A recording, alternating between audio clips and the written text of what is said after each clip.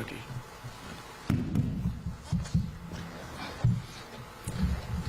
Well, I can say very warm good morning to all of you.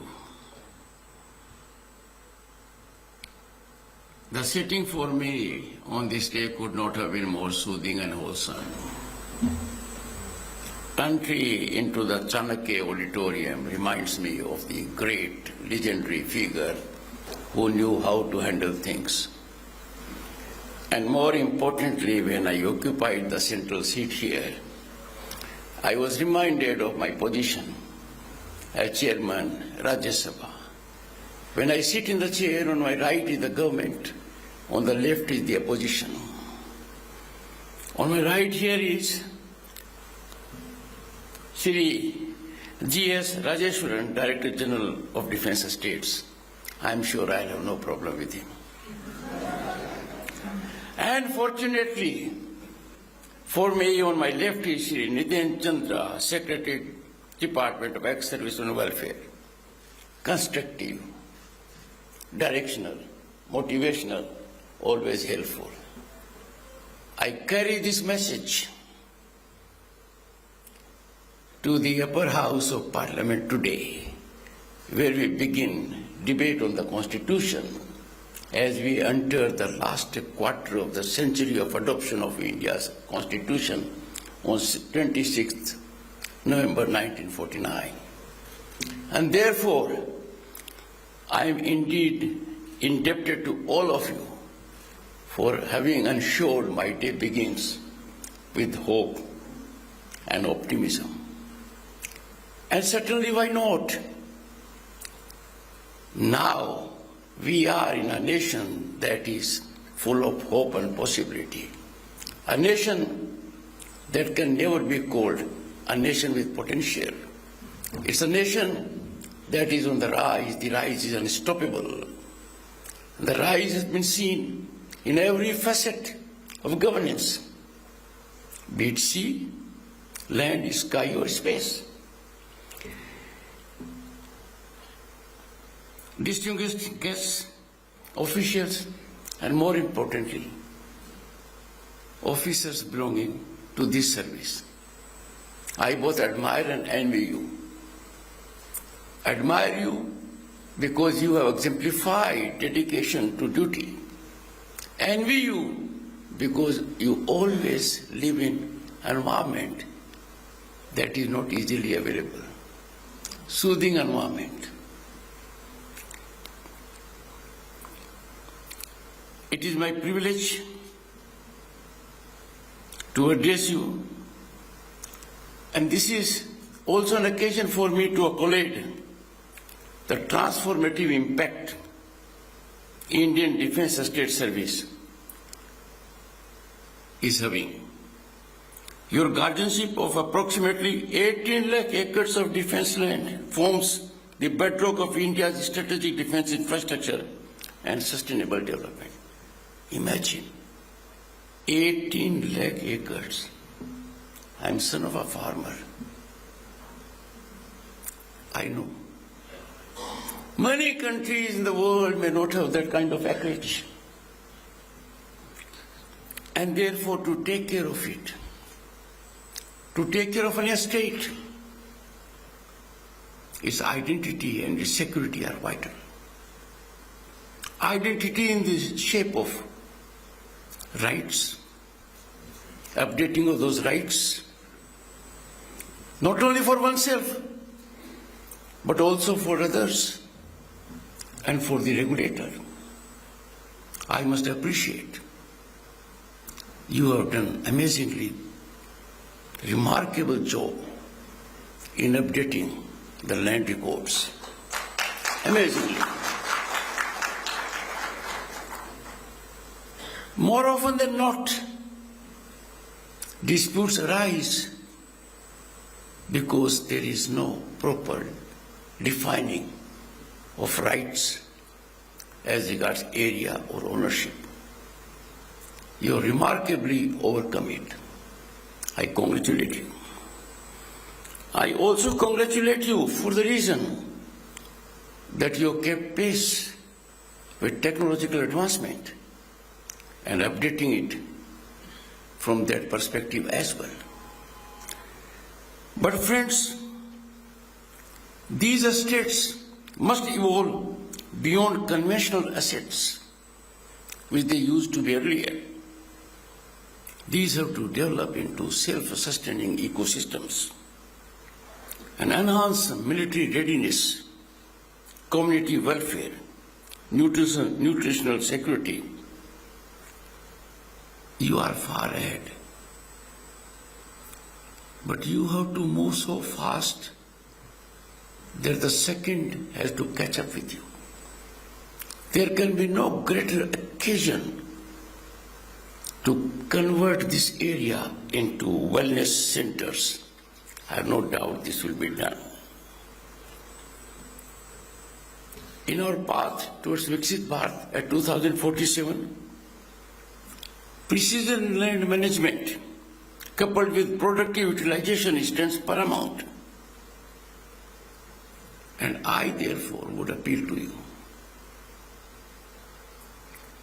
Optimal utilization of your land bank. And optimal utilization has to be thought-provoking. It has to be holistic. It has to be innovative. You can exemplify to the entire nation what herbal gardens are, what medicinal plants are, because your estates are located in every part of this country that is home to 1/6 of humanity, largest, oldest, vibrant democracy in the world, a nation that matters to everyone on the globe because we have to take lead. One of the challenges which is existential that we are facing is climate change. Prime Minister of the country had to come forward and give a clarion call, Ek Ped Maa Ke Naam. That has turned into Jan Andolan. But the steps you will take, the innovative steps, by collaborating with agencies like Indian Council of Agriculture Research and the kind, I am sure we will set global benchmarks. And the second aspect I seek to advertise, it was said in Bible, love thy neighbor. For a good reason. People ask us, Gandhiji did, speak the truth because most don't. Be non-violent because we tend to be violent. Love thy neighbor because we have normal disputes. I'm talking of neighbors within our country. Because Atal Bihari Vajpayee rightly reflected, we can't choose our neighbors, we have to live with them. Bharat Ratna, Prime Minister of this country, a great poet, he was speaking out of his soul. But in this case, you have neighbors. You have also people claiming right of passage through your estates. Issues end up in courts also. Now it is here that your primary focus has to be on a structured mechanism that by dialogue we bring about resolution. And it is in this context that I accoladed the gentleman sitting on my left. Like your estate, his team is also spread out in the entire country. A valuable human resource, an ex-serviceman is a spinal strength to the society. I would appeal, as I did in 1990 when I became a union minister after being elected to Parliament in 1989. I went to the establishment of ex-servicemen. And I appeal that this human resource that gets into public life after giving best years to the defense services still has many decades of productivity. And therefore, in the overall rise of the nation, they can be vigilant people to take note of everything. But Rajeshwaranji, in your context, you can reach out to them with respect to innovations you are doing. You can reach out to them so that some issues of passage or otherwise are amicably resolved.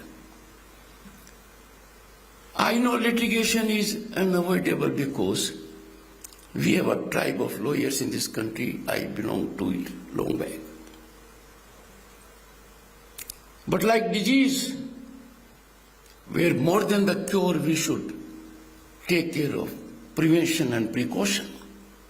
For dispute also, we should ensure it is settled without outside intervention. And that can happen when you evolve a structured mechanism. While I appreciate all you are doing, there are issues that have serious commercial dimensions because some of your states are located in deep urban centers. And therefore, those who seek to bring about development across the road need your permission. Without going into details, there has to be larger focus on transparency and accountability. And the greatest hallmarks of transparency and accountability are uniformity and expedition. I would therefore call upon Rajeshwaranji and his team that whenever there are issues of development which are beyond your state and need your sanction, that must be structured, that must be arithmetic. No one should have doubt if there is an element of discrimination, even imperceptible, then for an organization like this, it is serious. Now is the occasion. मैं कहूँगा कि यही समय सही समय तो people may read politics into it. But here I can appeal to all of you. Development, nationalism, security, welfare of the people at large, affirmative governance schemes have to be viewed only from one prism, and that is from prism of our preamble of our Constitution. If it fits into that, we need to appreciate it. Who else will take pride in the nation if not us? But what an irony on occasions when a small category of people choose otherwise, and I would say out of ignorance. But one thing is for sure, our trajectory is incremental. And if I go by Chandrayaan 3 success, we can see it may be vertical also. And therefore, it is a day of deep reflection for you to brainstorm, to have a charter. One, how best to utilize the land at your disposal. Its utilization has to be productive. It must, as a matter of fact, provide a self-sustaining mechanism that the defense forces are no longer required to get things from outside, the ones which you can produce. You have to secure mobility from one part of the country to the other so that you cater to the needs. Second, you must set very high benchmark of research, and you can get assistance from the governmental agencies, and the agencies for sure would come forward. If required, I would catalyze it. But let us think ahead of the times. Quite often people talk about agriculture productivity going up in other areas in the world. They're making most of it. You can be role model for the farmer, for the organic, for the natural. You can also get into a situation which you are already there. Fruits, vegetables, dairy products. And all these things give you an opportunity to involve ex-servicemen also.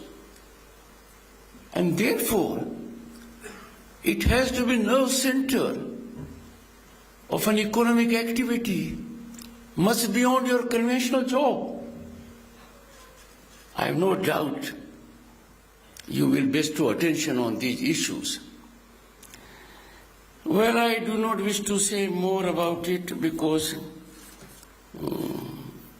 this is one service for which I have only one word. You are doing very well. You are doing excellently. As a nation, we are proud of you. And you will lead by example. You will be beacon to many, also in the farm sector, in the research sector, in the science sector. And why science sector?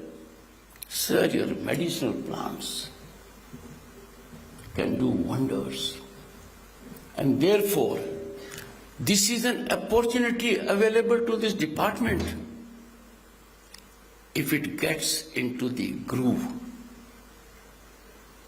that groove, the results will be phenomenal, exponential for better of humanity. Thank you so much for the opportunity.